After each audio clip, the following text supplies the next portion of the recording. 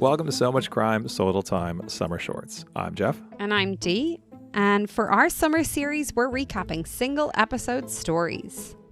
On this episode, we are discussing an episode of This American Life. This one is called How to Tell a Dumb American Story. This episode came out on April 11th, 2025, and it is episode 858 of This American Life. If you haven't listened yet, check out our preview episode on this show. It's the one before this one in your feed.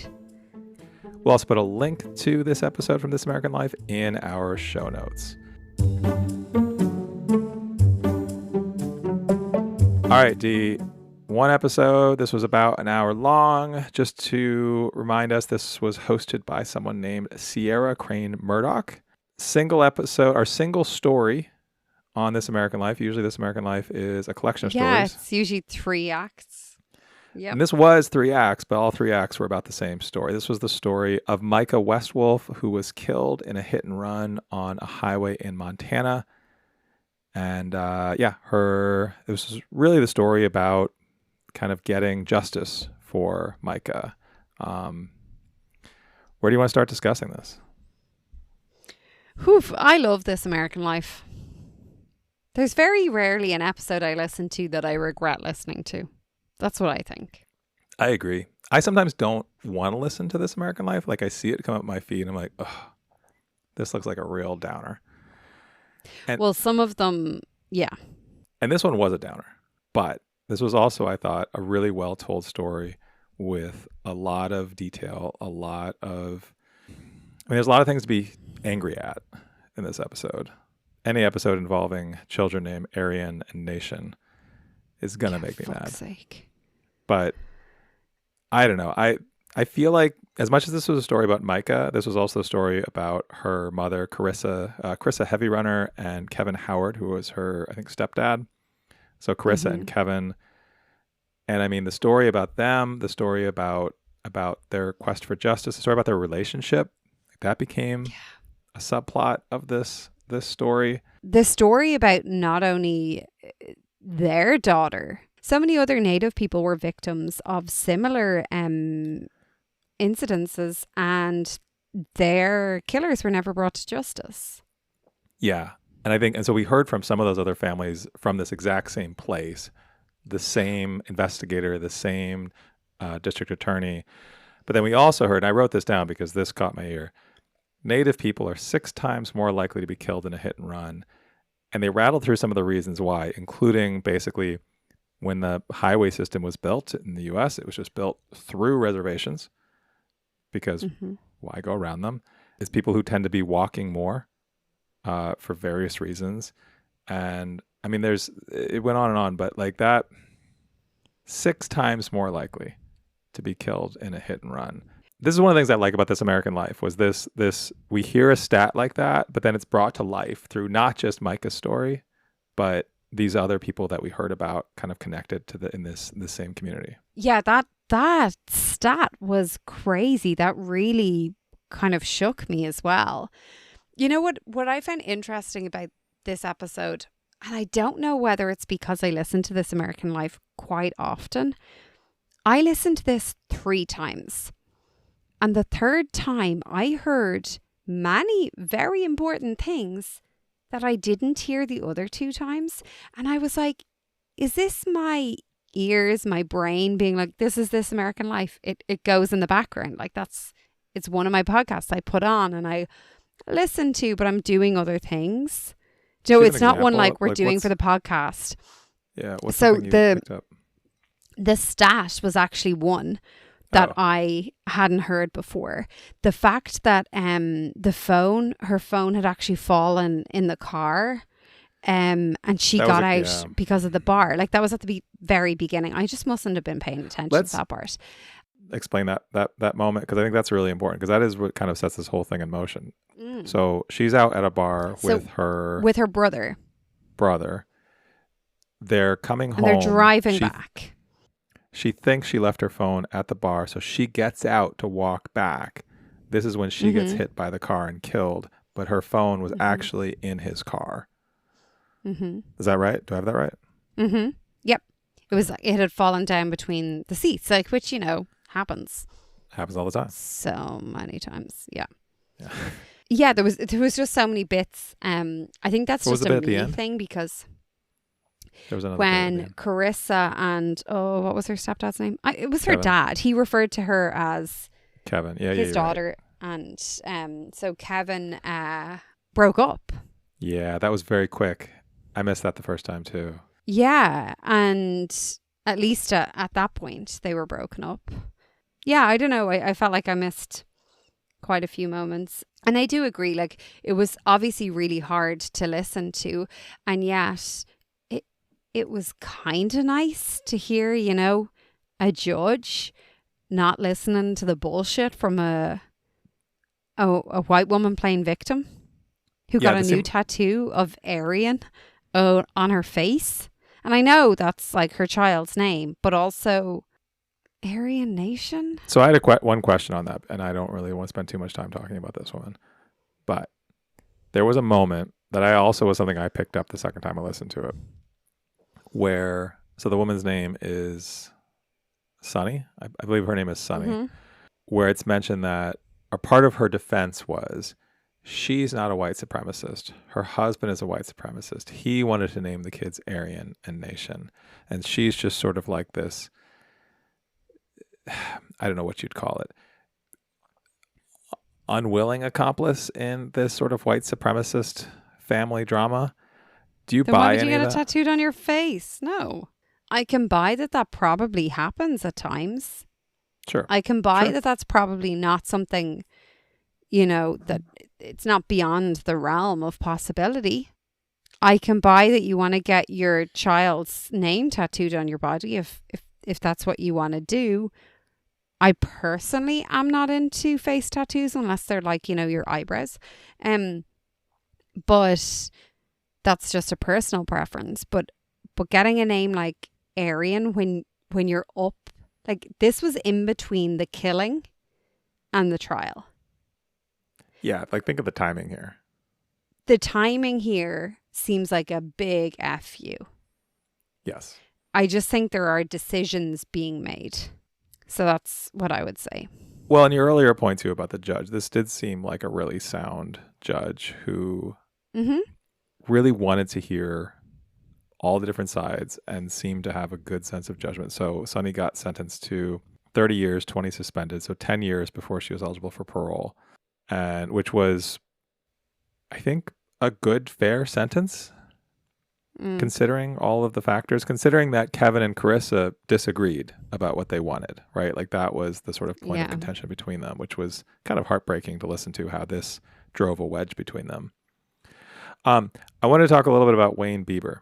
Oh my God. Do you know what? There's few things in this life that I can imagine that are harder than losing a child. Like there are a few things, but having the investigator who is supposed to be helping to solve the killing of your child not care enough to remember the case, not care enough to prioritize the case, not care enough to actually speak to you like you've got a brain cell. Sorry, I'm too busy, everything I touch turns to poop. Like, that's so dismissive. And so we're not talking about a traffic offense here. We're not even talking about a drug charge. This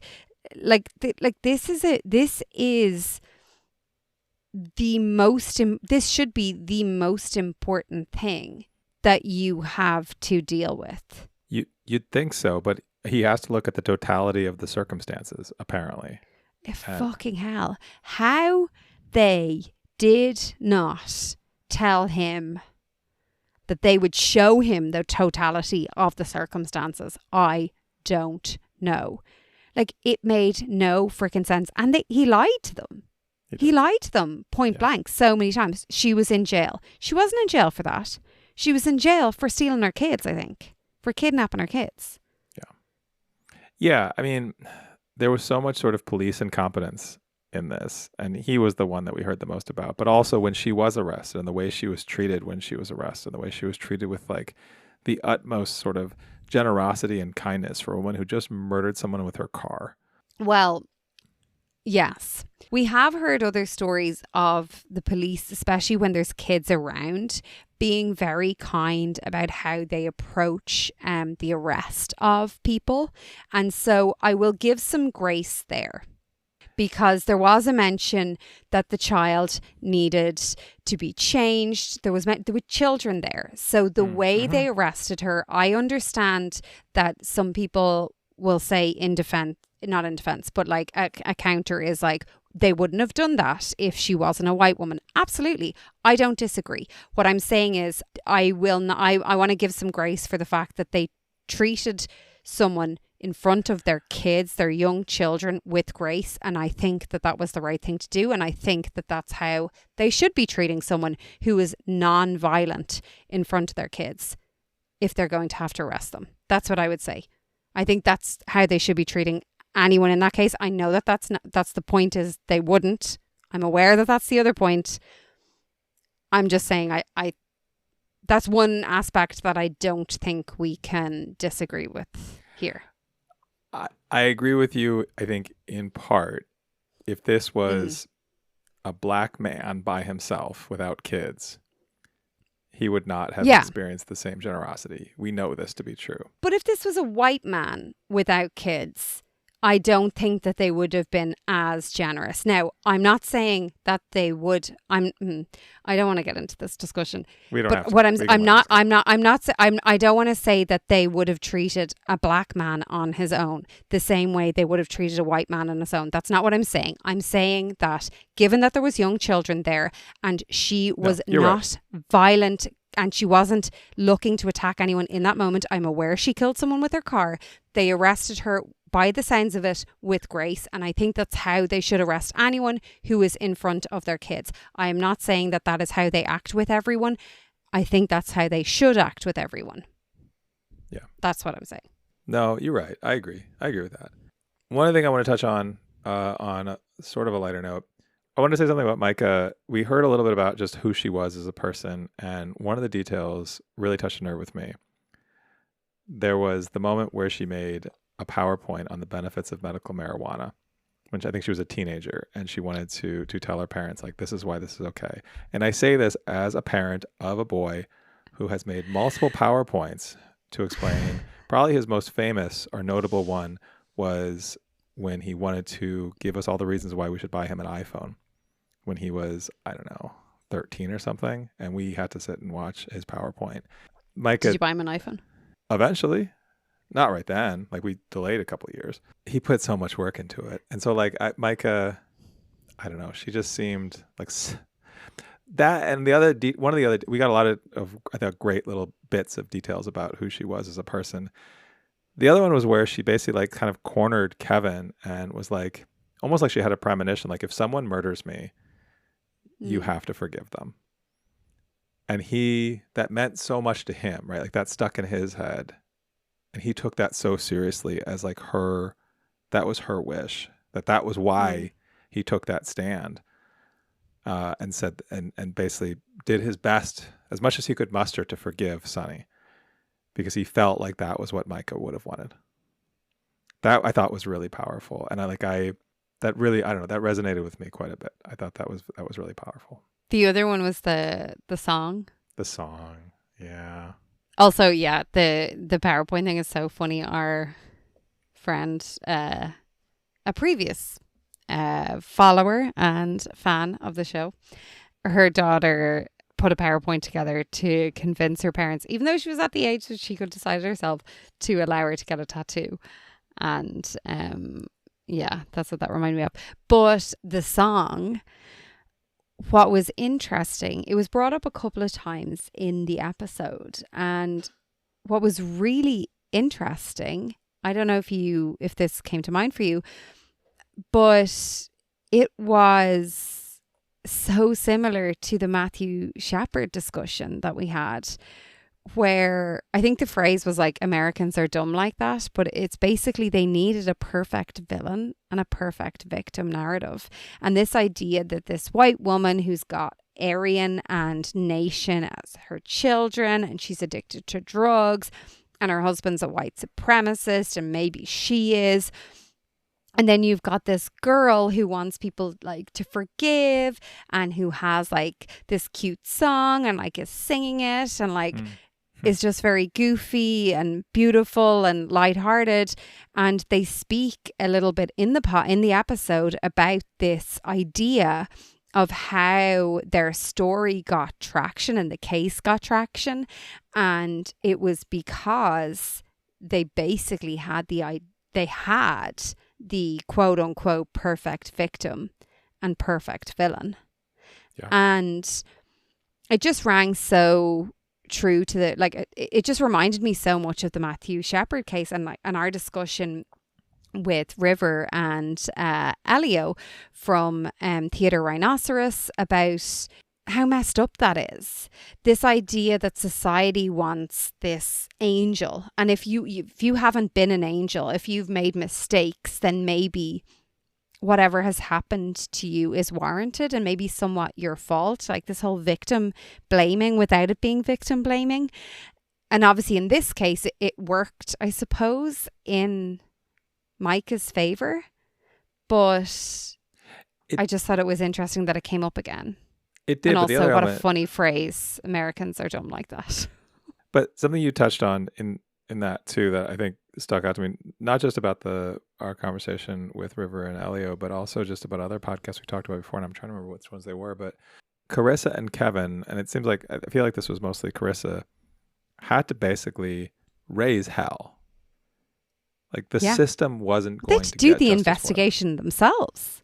They did. This was, in some ways, you say an extreme case, but I think we've heard enough cases now of where if the family doesn't advocate, doesn't harass essentially the police into doing something, things don't get done a lot of the times. Like the world isn't full of Matt Hutchinsons who are going to go out and just tirelessly pursue these cases. You know, I was thinking about him during this episode. You know, I was like, he would be having none of this. We need a board. Like how many episodes since we've discussed Matt Hutchinson? I know. I wonder, like, I'd love to do, maybe we should do like a segment whenever there's something like this of like how close to Matt Hutchison the police in the case were. Wayne Bieber was like how really many far. Faces of Matt Hutchison you were. He gets 0. Like, are they 5 faces? He's got minus. Like, he doesn't even get close to Matt Hutchison. Everything he touches turns to poop. Like that phrase too, like poop. Like that's the word you're going to use? Like, come on, man. Like that is so condescending. And I know, but that's my point. Well, even the conversation that I love that they recorded shit. Good on them. Like, that was so good. The conversation where they're like, he's just saying the totality of the totality of the circumstances, and then Kevin is like you know, kind of pressing him, and he's basically, I think what the phrase he uses then, what was the detective's name? Weber. Wayne Bieber. Yeah. Wayne Bieber is like, it seems like you've got some pent up aggression or something. Yeah. I'm like, buddy, you don't have enough of something, Wayne Bieber. Like, never mind Kevin having pent up. Of course, he's pent up aggression. His daughter has been killed, and you're doing fucking nothing about it. Yeah. And you're sitting there being like, the totality of this. Like, what? So annoying. But I think, definitely on the Matt Hutchison faces, we're like, no Matt Hutchison. And the other thing I did want to say was, this feels like we just read a book in book club, Jeff, called The Trees by Percival Everett. Percival Everett, yeah. And in a way, a lot of this episode felt kind of akin to it in terms of the people. The people, yeah. Yeah, that on is true. one side of it. On one That's side a of good it. parallel, yeah. In terms of like the names, like, but the book was fiction. Like it's the naming. It's a satire. It's like the names of the people, the Wayne way Bieber. they act. Yeah. Like, oh, I'm so busy. Everything I touch turned to poop. Like, who speaks like that? I didn't think of that. I think it's a good call out. I think so Percival Everett if you probably have heard of him because he wrote a book called James that just won all the awards. It's a retelling of Huck Finn, which is excellent. Highly recommend that. But The Trees is a book. So he's written a ton of books, and that one came out a couple of years ago and is a satire. It's actually, if you're a true crime fan, I think you might like this book. It is fiction, but it's like a comic satire about the about Emmett Till case, which the Emmett Till case is tragic and sad, but somehow this book is funny while being very dark. So yeah, I think if you're a true crime fan and you're looking for something that is fiction, funny, but also very much in line with kind of the true crime genre, highly recommend The Trees by Percival Everett. I thought it was a fantastic book. James also is great. What reviews you got for us? So we have a few mixed, as you can imagine. Some people are just being arseholes.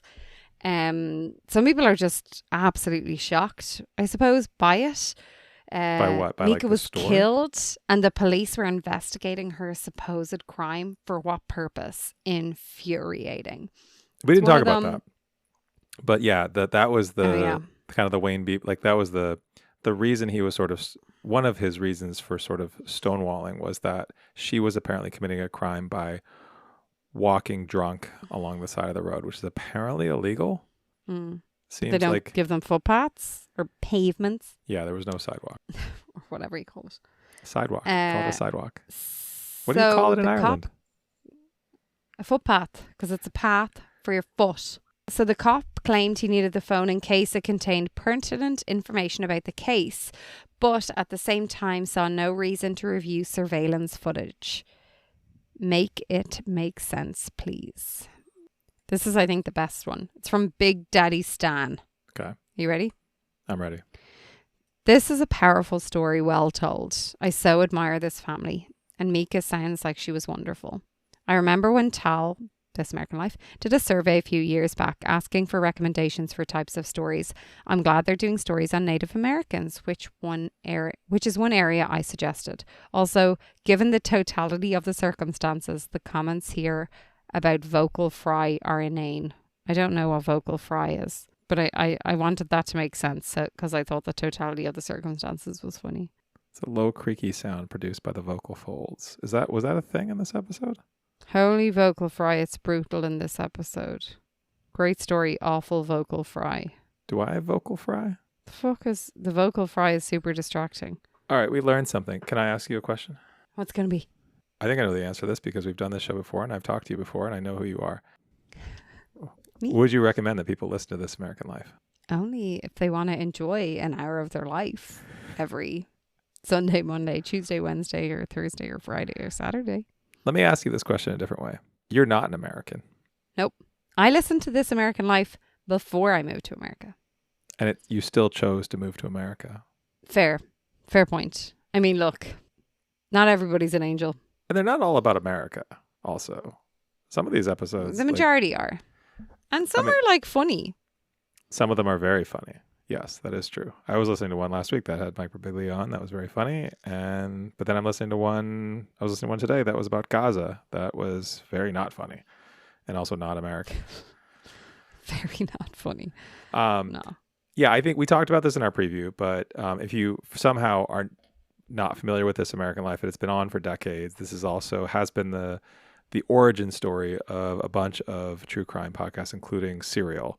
So Serial originated with the This American Life team. So yeah, it should definitely be on your radar. It probably is already. I don't even feel like we need to say that, but strong recommend to this episode. If you somehow missed this episode, How to Tell a Dumb American Story, definitely one to check out.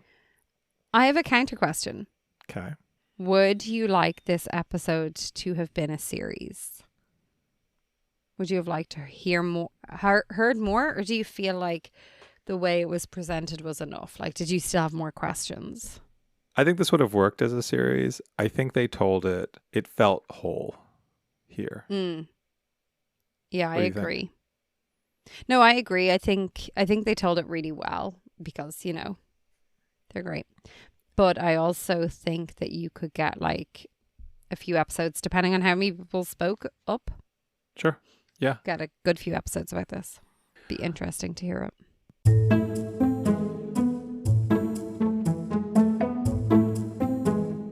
If you want to hear about more of our American life and Dee's Irish life, go to patreon.com/so-much-crime so little time. You'll get all kinds of fun stuff there. You'll get longer time machines, early release episodes, bonus content, some of the things that you probably wondered, did they really go there in this episode? It feels like they were holding something back. We did go there. That's over on Patreon.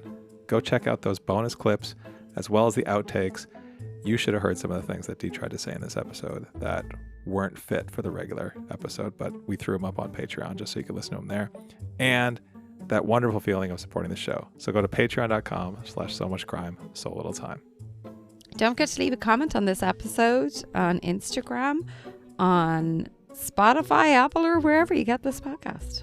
Rate us, tell friends, families, not kids, but maybe kids' parents at the gates when you're picking your kids up from school.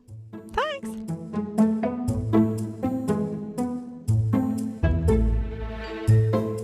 We'll be back on Thursday with another preview and another trip in our time machine. We'll introduce a crime and get ready to listen to the story before coming back with a recap like this one.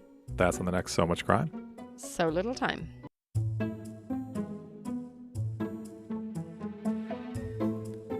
So Much Crime, So Little Time is a production of Mind Glove Media. The executive producer is Paxton Caloriso. Our associate producer is Blythe Ty. Our theme music was composed by Vyacheslav Starostin. If you haven't done it yet, please subscribe to this show on your podcast app. And don't forget to give us a 5-star rating and a review. Even better, tell your friends. To join the discussion, look for us on social media. Check out the show notes for all the links. Thanks for listening.